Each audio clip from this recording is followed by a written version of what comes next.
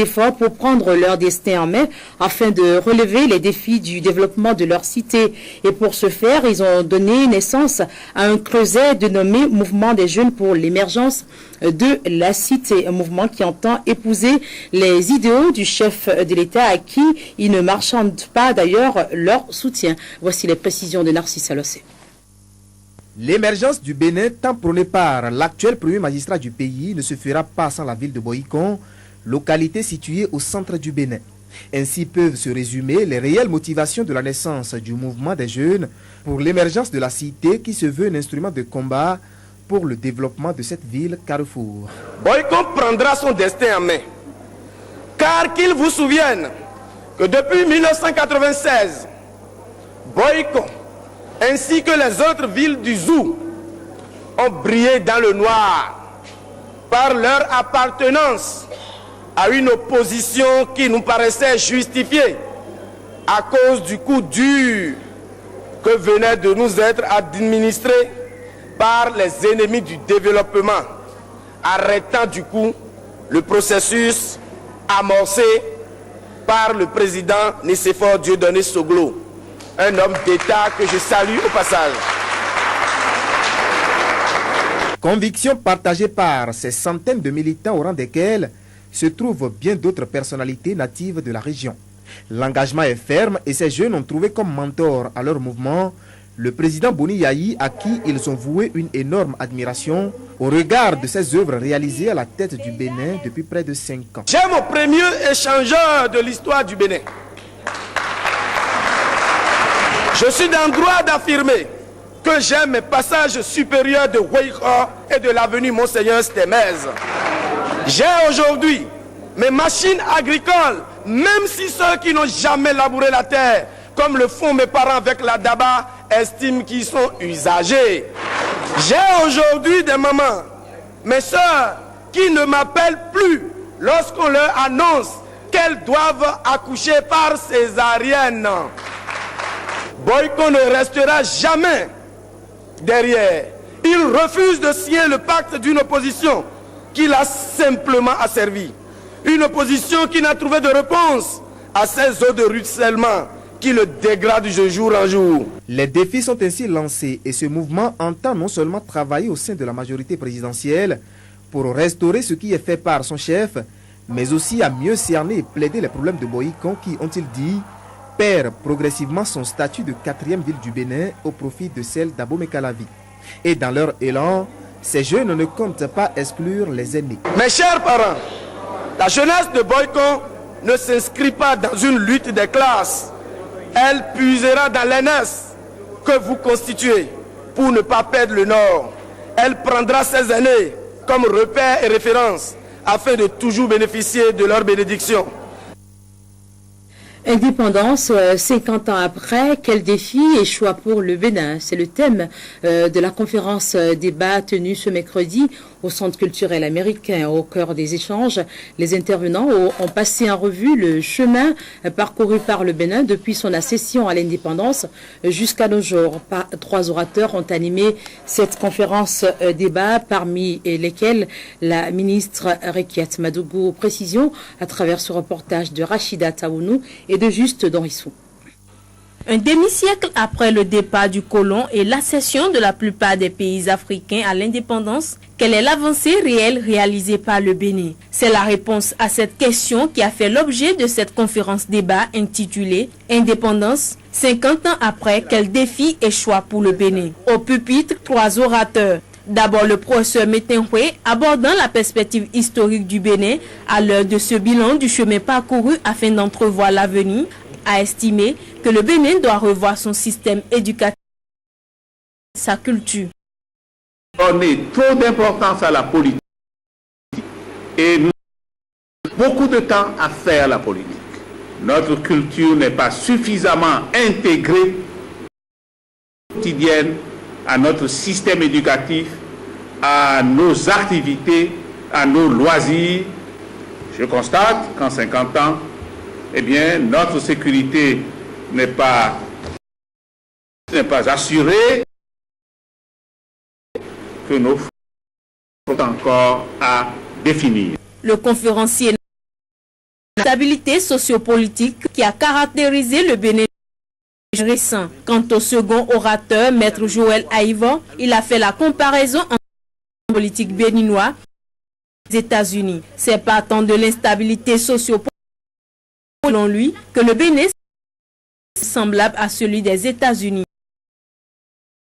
Il a des pouvoirs entre les mains d'une seule personne, le président de la République, assisté bien évidemment par d'autres institutions étatiques. Viendra enfin à Rekiat Madougou la contribution de la civile à la consolidation des libertés publiques et de... Lorsqu'il y a des libertés à défendre, lorsqu'il y a une ronde pour laquelle il faut se battre, comme par exemple la consolidation de la démocratie, on ne peut donc pas la réussir tout seul. Il faut à ce moment-là s'associer des compétences, associer des ressources pour être plus nombreux et plus forts. D'où donc la notion de mobilisation citoyenne qui est le cœur même de la stratégie de défense des libertés constitue que la société civile peut apporter. Cette étape, la parole publique pour la discussion, et on retiendra de la majorité des intervenants que si le Bénin, 50 ans après son indépendance, demeure un pays sous-développé, c'est tout simplement parce que jusqu'à ce jour, les Béninois n'ont pas encore défini les vrais défis à relever, ni fait les bons choix pour l'émergence du pays. Du social à présent, doublé de dons avec notre invitée, la sœur Léonie Dochamou. Elle est la secrétaire générale Bénin, Caritas Bénin, qui donc annonce pour demain vendredi un forum des partenaires et donateurs de cette ONG. Bonsoir. Bonsoir. Dites-nous pourquoi l'organisation de ce forum de Caritas Bénin, c'est d'ailleurs une première. Oui, Caritas a 52 ans d'existence. Donc, Caritas Bénin existe même avant l'accession de notre pays à l'indépendance. Et pendant 52 ans, nous avons fait un bilan et nous avons remarqué que les 85% de nos ressources extérieures, alors que nous sommes de l'extérieur pour aller au secours de nos... Il est vrai que international est là pour nous appuyer et nous remercions ces personnes qui depuis des années, mais ces personnes, surtout avec la crise financière, ces pays donateurs ont également leurs défis. Je pense que l'Afrique ne pourra pas, le Bénin ne peut développer sans les Béninois. Et donc nous avons organisé ce forum pour permettre aux Béninois de connaître nos actions, mais également de participer dans la mesure où les actions de Caritas pour les Béninois de religion et d'appartenance politique et sur toute l'étendue du territoire. Et donc, ce forum permettra de faire connaître les activités de Caritas, mais également de permettre de participer aux actions, de mobiliser des ressources. Ce sont également désormais vos partenaires. Il n'y a pas que des donateurs. Il n'y a pas que des donateurs. Nous avons des personnes qui nous aident, mais nous, à travers le cercle de...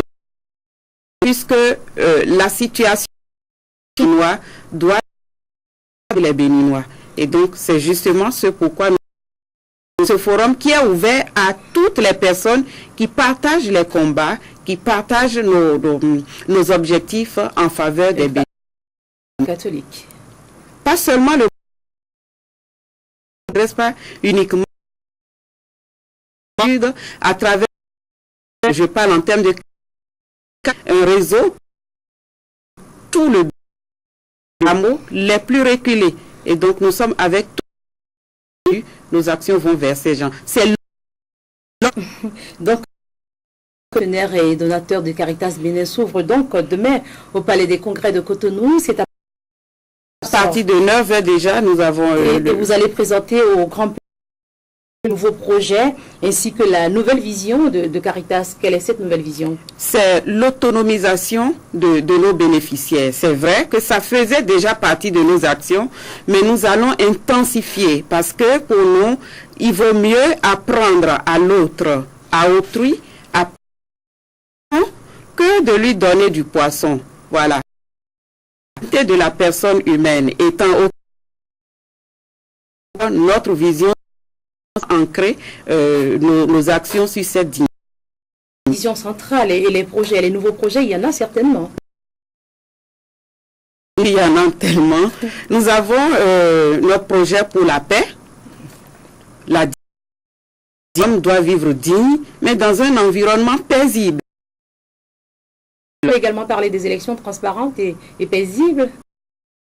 Et apolitique, mais veut parler de la non-violence active pour apaiser. Le Bénin a des actions qui vont commencer officielles du 6 prochain, mais jusqu'au-delà des élections, nous allons chacun dans son choix politique, dans son choix de candidat, en tout cas, pour qu'il n'y ait pas le développement. Projet, si on doit citer les deux autres. Les urgences, nos fiches de dons qu'on a commencé depuis près de 2 mois à distribuer dans les feux. Il y a un volet urgence également, parce que en cas de catastrophe, des fois nous attendons que les besoins arrivent. Ensuite, nous écrivons à nos donateurs, mais pendant ce temps, nos frères. Et donc, le volet urgence pour aller au secours béninois, en attendant que la solidarité internationale se mobilise. Et donc, nous avons notre volet urgence. Ensuite, il y a un autre GR. J'ai parlé tantôt de l'autonomisation à travers des actions qui pourraient leur permettre de faire ce qu'ils veulent de leurs poissons qu'ils auraient pêchés. Et donc, les activités génératrices de revenus à travers un projet de fonds contre l'exclusion. Et donc, voilà les 3 projets dont je peux parler pour le... Oui, si vous aviez un appel à lancer, quel serait-il cet appel des petites personnes comme moi et ces autres téléspectateurs qui nous regardent en ce moment? Personne, tout le monde. C'est d'inviter tout le monde à la cérémonie de lancement qui aura lieu demain et à partir de 9h, le seul fait d'arriver au Palais des Congrès, alors justement que la personne partage les idéaux de Caritas, partage le combat que Caritas mène aux côtés des plus vulnérables. Donc j'aimerais exhorter et partenaires économiques, chefs d'entreprise, toute personne intéressée par nos actions, rendez-vous demain au Palais des Congrès et à partir de 9h. Vous avez vu tendre la main ces derniers jours